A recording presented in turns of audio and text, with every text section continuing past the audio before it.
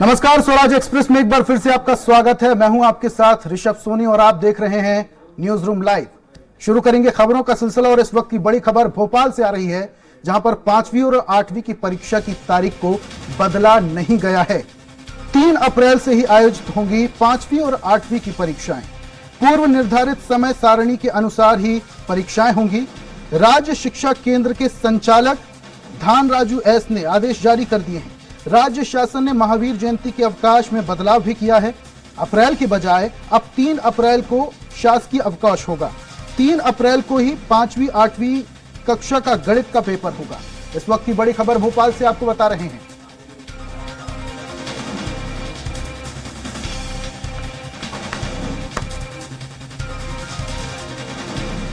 भोपाल से इस वक्त की बड़ी खबर, पूर्व निर्धारित समय सारणी के अनुसार ही परीक्षाएं होंगी।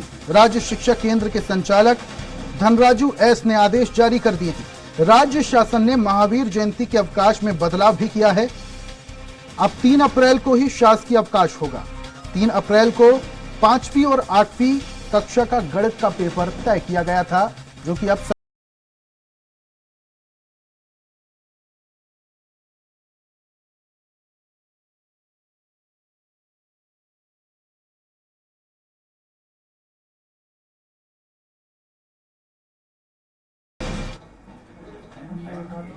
और अगली खबर जबलपुर से, जहां पर राहुल गांधी की संसदीय सदस्यता को खत्म करने को लेकर पूरे देश में जहां आंदोलन हो रहा है, कांग्रेस विरोध कर रही है, तो जबलपुर से ही एक ऐसी ही खबर सामने आ रही है जहां पर विरोध देखने को मिल रहा है। जबलपुर में कांग्रेस के वरिष्ठ नेता राहुल गांधी की संसद से सदस्यता समाप्त होने के विरोध में कांग्रेस 15 अप्रैल से जय भारत सत्याग्रह शुरू करने जा रही है।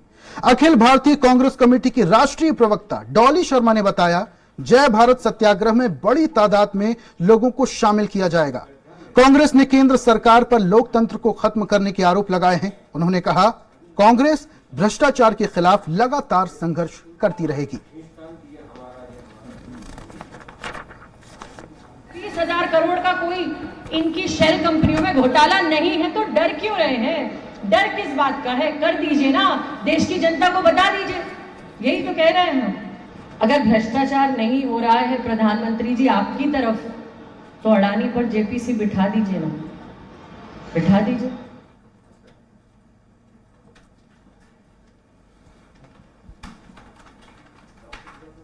राहुल गांधी की संसदीय सदस्यता खत्म करने को लेकर जहां जबलपुर में विरोध हो रहा है, वैसा ही कुछ विरोध इंदौर में भी देखने को मिला, जहां बड़े स्तर पर कांग्रेसी कार्यकर्ता सड़कों पर उतरकर इस संसदीय सदस्यता को खत्म करने को लेकर विरोध कर रहे हैं।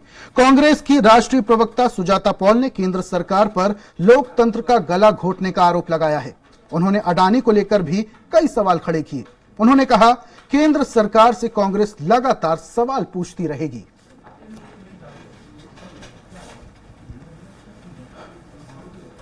भारत माता के लिए लड़ने का काम कांग्रेस पार्टी पहले भी करती थी, अब भी कर रही है और करती रहेगी, क्योंकि सभी कोई जानते हैं कि दबाव की राजनीति चल रही है। देश को बचाने की बात, देश के लोकतंत्र को बचाने की, उसे संजो के रखने की बात वो कांग्रेस पार्टी कर रही है। आज वो सबसे महत्वपूर्ण है। ये देश रहेगा, इस देश का लोकतंत्र रहेगा। इसीलिए जरूरी है कि हम लोगों के बीच जाकर उनको समझाएं।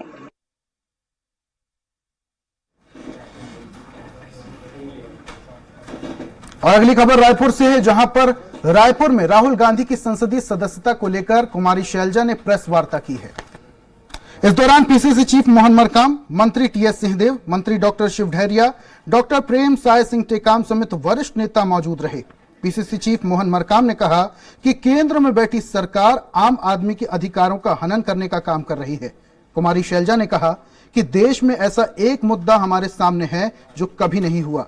हमारे नेता राहुल गांधी जी के साथ पिछले दिनों, चाहे वो अदालत का फैसला आया हो या उसके बाद घटनाक्रम जो भी हुआ हो, उसके तथ्य की बात हम मीडिया के सामने रखने आए हैं।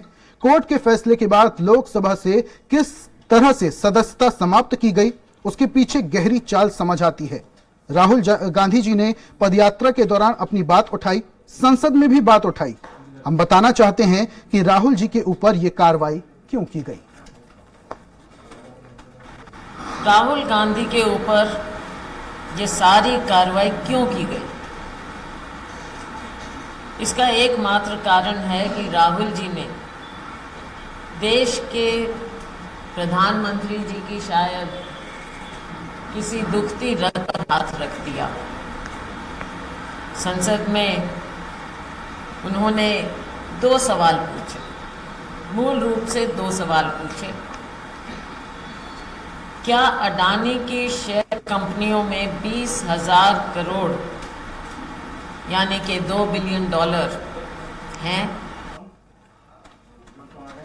अब ईडी प्रदेश भर में छापेमार कार्रवाई कर रही है। प्रदेश भर में कांग्रेस कार्यकर्ताओं और कुछ कारोबारियों के यहां भी आज छापेमार कार्रवाई की गई। इस कड़ी में ईडी की टीम रायपुर महापौर एजाज ढेबर के बंगले पहुंची। इसकी सूचना मिलते ही बंगले के बाहर महापौर के समर्थकों और कांग्रेस कार्यकर्ताओं की भीड़ जुट गई। समर्थकों ने ईडी और केंद्र सरकार के खिलाफ ईडी की प्रदेश में लगातार कार्रवाई कर रही का प्रदर्शन किया। इसके साथ ही महापौर निवास के सामने विधायक विकास उपाध्याय, सभापति प्रमोद दुबे, पार्षद ज्ञानेश शर्मा, आकाश तिवारी समेत बड़ी संख्या में जनप्रतिनिधि मौजूद रहे। हालात का जायजा लिया हमारे संवाददाता दिलीप साहू ने।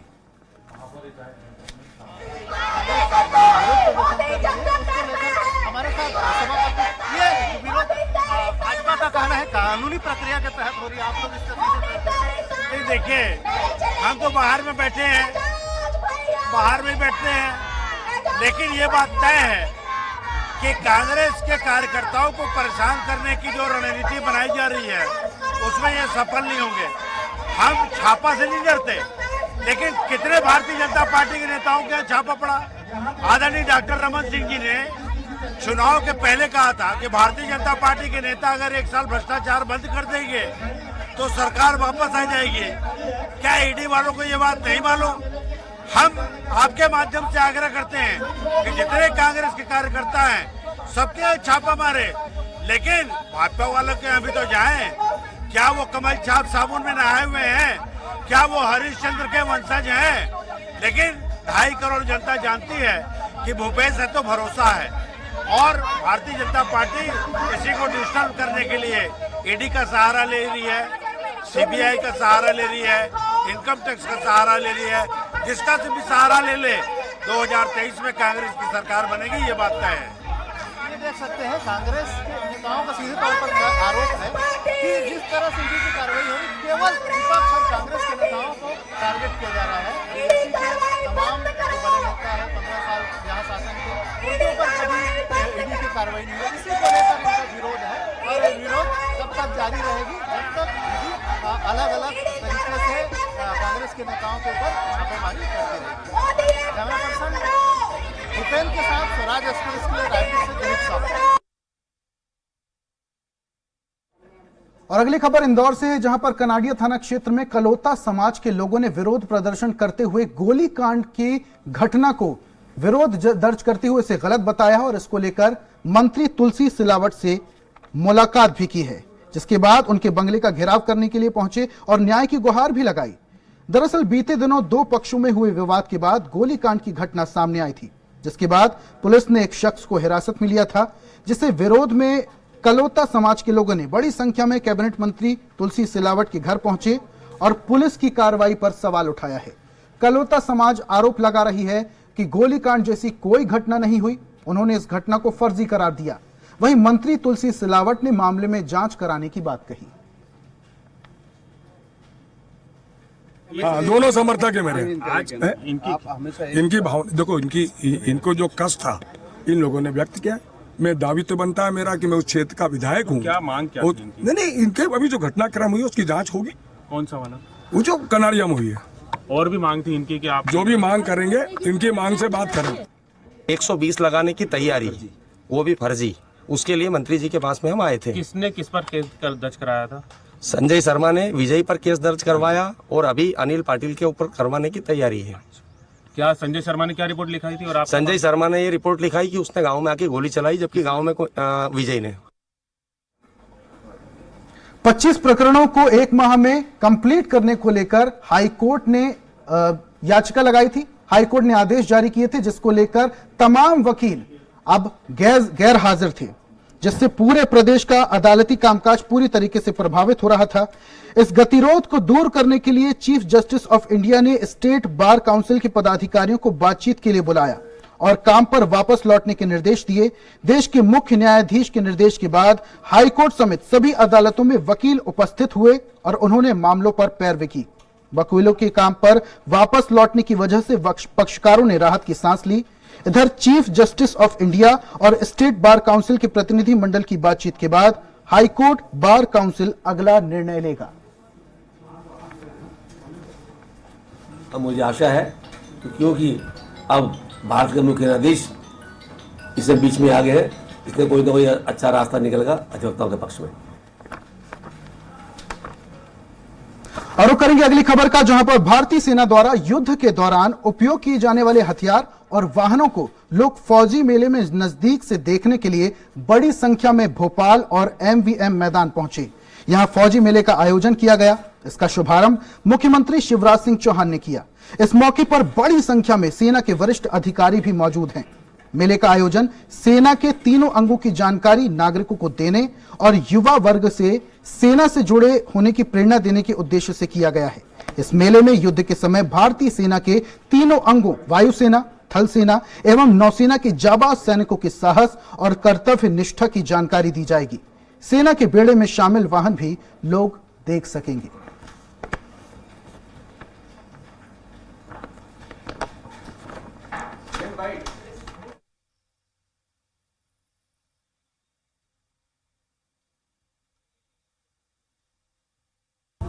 इस फौजी मेले में हमारे तीनों सेनाओं के अलग अलग शस्त्रों का प्रदर्शन किया गया है। अक्सर जनता इनको देख नहीं पाती, लेकिन इस फौजी मेले में आके वो हमारी थल सेना, हमारी वायुसेना और हमारी जल सेना के इन अस्त्रों शस्त्रों को देख पाएगी और एक हद तक सेना कैसे काम करती है वो भी जान पाएगी। मुझे ये बताते हुए बेहद खुशी है, प्रधानमंत्री जी ने संकल्प किया कि अब हमारी सेना के पास जो हथियार होंगे वो अपने देश में ही बने होंगे। अनेकों ऐसी यहाँ अस्त्र शस्त्र, टैंक और अन्य हथियार हैं जो स्वदेश में निर्मित हैं। मैं सेना को इस कॉन्फ्रेंस के लिए भी और फौजी मेले के लिए भी बहुत बहुत धन्यवाद देता हूँ और जनता से अपील करता हूँ फौजी मेले में जरूर आएं और देखें कि हमारी फौज कैसे काम कर रही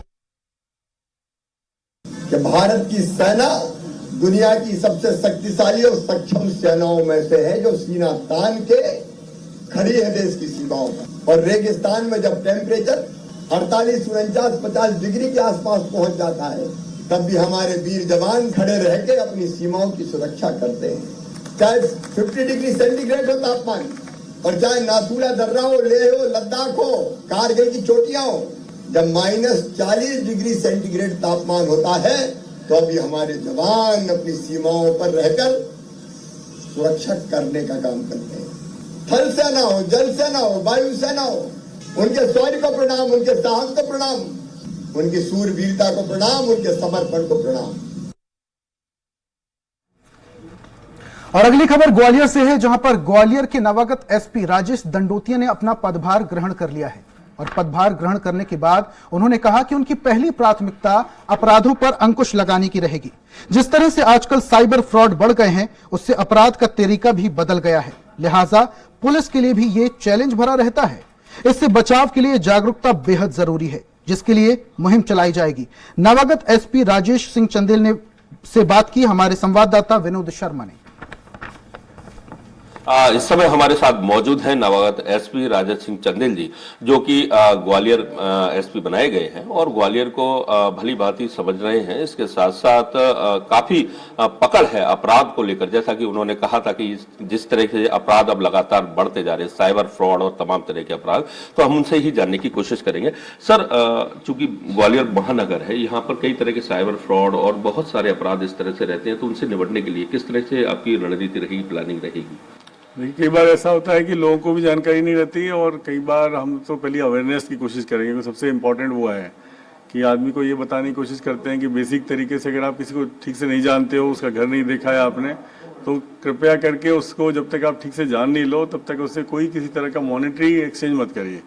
कभी भी आपको लालच मिलता है बड़ी चीज़ मिलने का, चाहे नौकरी हो, चाहे कुछ पैसा मिलना हो, चाहे कोई चीज़ सस्ती मिलनी हो या लॉटरी खुलनी हो, इस तरह की बात मिलती है, लेकिन उसके लिए फिर पैसा नहीं लगना चाहिए। ये अवेयरनेस की एक बात हम करेंगे। दूसरा, हम ये चाह रहे हैं कि इन मामलों में जो आदमी परेशान हो जाता है तो कई बार थानों में उनको रिस्पांस नहीं मिलता है, क्योंकि वो उसको वेरीफाई करने के लिए काफ़ी टाइम लगा देते हैं। इसमें कई बार अपराधी भी बच निकलने में होते हैं और कई बार फरियादी बहुत दिन परेशान होता है। तो उसमें FIR भी जितनी जल्दी हो जाए और जो एक्शन है उसको जल्दी कराने के लिए भी हम रिस्पॉन्स का टाइम रखेंगे। हमारे यहाँ साइबर सेल की जो टीम है वो अच्छी टीम है और हम उसको थोड़ा सा एक्सटेंड करेंगे। हमारे क्राइम के टीम एडिशंस भी हमारे राजेश दंडोतिया, उनकी टीम बहुत अच्छी है। तो ये भी हम फोकस करेंगे कि साइबर सेल के बारे में उन लोगों को बताया जाए। तो ये बेसिकली एक मेन उद्देश्य साइबर केस में रहेगा हमारा। अगर किसी व्यक्ति को लगता है कि वो अपराध के बारे में आपको जानकारी दे सकता है तो वो किस तरह से आपसे जानकारी दे, क्या रहेगा, क्या उसका नाम टोटल गोपनीय रखा जाएगा? देखिए, ये तो उस पर है कि अगर वो हमसे कहता है कि वो नहीं चाहता कि उसका नाम ओपन हो तो नहीं होगा। ये उसको बिल्कुल विश्वास होना चाहिए और वो बात का हमको मोबाइल पे भी बता सकता है। मेरा CUG नंबर भी है और मेरा पर्सनल नंबर भी है और उस पर व्हाट्सएप भी दोनों में चल रहा है। तो आप कोई भी जानकारी इस तरह से मुझे दे सकते हैं अगर व्यक्तिगत देना है। बिल्कुल। तो ये थे हमारे साथ नवागत SP जो साफ तौर पर कह रहे हैं कि क्राइम किसी भी तरह से नहीं पनपने देंगे और खास करके जो साइबर फ्रॉड हो रहा है उसको लेकर लगातार नजर रखेंगे। कैमरामैन विजय के साथ ग्वालियर से स्वराज के लिए विनोद शर्मा। प्रदेश भर के अलग अलग हिस्सों से अवैध प्लॉटिंग की खबरें लगातार सामने आ रही हैं, लेकिन दुर्ग जिले में इस अवैध प्लॉटिंग पर शिकंजा कसने के लिए प्रशासन द्वारा लगातार कार्रवाई भी की जा रही है। ग्राम जेवरा, जहां प्लॉटिंग माफियाओं का वर्चस्व कायम है, जहां भोले भाले लोगों को लूटने का खेल चल रहा है। क्षेत्र में महावीर डेवलपर की शिकायत काफी समय से मिल रही थी, जिसके संचालक योगेश पांडे हैं।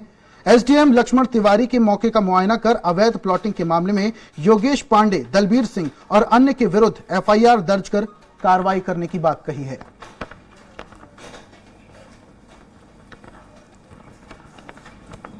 सर, हमारे ग्रुप के आए थे तिवारी सर, तो उनके द्वारा साथ में पटवारी बन गए थे।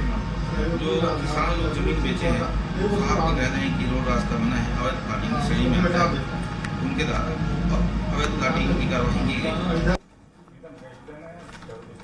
इन दिनों हत्या की वारदात लगातार बढ़ती जा रही है, जिस पर शिकंजा कसने के लिए पुलिस लगातार प्रयास भी कर रही है। कोरिया जिले के कंचनपुर में हुए अंधे कत्ल की गुत्थी को पुलिस ने महज 12 घंटे में ही सुलझा लिया। हत्या के आरोपी को गिरफ्तार कर लिया गया है। आपको बता दें कि बैकुंठपुर कोतवाली क्षेत्र के ग्राम कंचनपुर पंडोपारा में मृतका बाल कुमारी भगत की हत्या कर दी गई है। सूचना पर तत्काल मौके पर पहुंची पुलिस की टीम और प्रथम दृष्टया मामला हत्या का प्रतीत होने से तत्काल डॉग स्क्वाड और FSL की टीम अंबिकापुर को बुलाया गया। मृतका की पुत्री और परिजनों से पूछताछ हुई। संदेही राम बदन राजवाड़े से भी पूछताछ की गई, जिसने अपना जुर्म कबूल कर लिया है। आरोपी ने बताया कि उसने मृतिका का मकान बनाया था, लेकिन मजदूरी का पैसा नहीं मिला। आरोपी और मृतिका के बीच पैसे के लेन देन को लेकर विवाद भी हुआ। उसके बाद आरोपी ने घर में ही रखे टंगिए से सोई हुई अवस्था में मृतिका को मौत के घाट उतार दिया। 27 तारीख को लगभग 11 बजे कोतवाली थाने में सूचना प्राप्त हुई कि कंचनपुर में एक मकान में, नवनिर्मित मकान में एक महिला का शव मिला है। मामले में तत्काल पुलिस पहुंची, डॉग स्क्वाड पहुंचा, साथ ही साथ फोरेंसिक्स की टीम भी बुलाई गई। मृतिका का नाम बाल कुमारी है और ये मुख्य रूप से यहाँ पर जो हॉस्पिटल है उसमें आया का काम करती थी। इस पूरे मामले में जांच के दौरान पुलिस अधीक्षक महोदय के मार्गदर्शन में अलग अलग टीमें बनाई गई। चूंकि मामला हत्या का था, इसलिए तत्काल टीमों को एक्टिवेट किया गया। मृतिका के रिश्तेदारों से पूछताछ की गई और इस आधार पर संदेही राम बदन को हिरासत में लिया गया, उससे पूछताछ की गई। वहीं दंतेवाड़ा में डेनेक्स की महिलाएं हड़ताल कर रही हैं। लंबे वक्त तक हड़ताल करने के बाद कांग्रेस नेता द्वारा उन्हें धमकी देने का मामला भी सामने आया है, जिसमें मदरसा बोर्ड के सदस्य शकील रिजवी महिलाओं को उंगली दिखाकर हड़ताल बंद करने की धमकी देते नजर आ रहे हैं। इससे पहले भी कांग्रेसी नेता शकील एम्बुलेंस के ड्राइवर को ड्यूटी पर थप्पड़ मारने में सुर्खियां बटोर चुके हैं।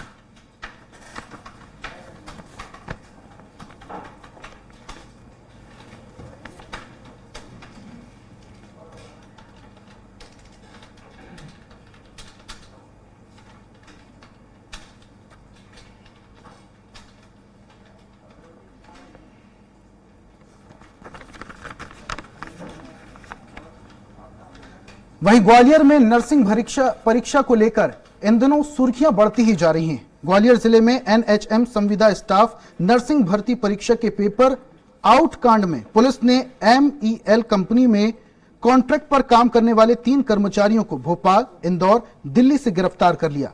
पकड़े गए कर्मचारी चिराग अग्रवाल, दीपक कुमार और एक अन्य को पुलिस ने भोपाल के MP नगर, इंदौर के विजयनगर और दिल्ली के पास से पकड़ा है। पकड़े गए तीनों आरोपियों से पुलिस पूछताछ कर रही है।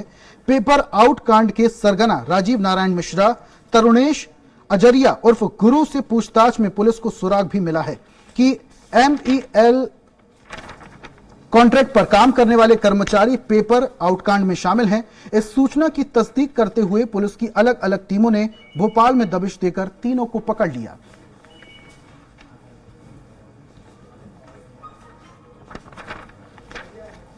इन लोगों को पकड़ के पुलिस रिमांड पे लिया है। उनका जो क्लियर पिक्चर जल्दी से हमें पता चलेगा। ये जो 3 पकड़ा गए हैं वो कॉन्ट्रैक्ट बेसिस पे ऐसे टेक्नोलॉजी रिलेटेड काम करने वाले हैं। तो एक को भोपाल से, एक को इंदौर से और एक दिल्ली से गिरफ्तार में आया है। तो इनसे जो मिला सामान हम जब्त किया है वो फॉरेंसिक कर रहे हैं। उसके बेसिस पे हमें जो भी साक्ष्य मिल रहे हैं उसके अनुसार आगे की कार्रवाई हो जाएगी। तो न्यूज रूम लाइव में फिलहाल इतना ही। देश प्रदेश की तमाम खास खबरों के लिए आप देखते रहिए स्वराज एक्सप्रेस। नमस्कार।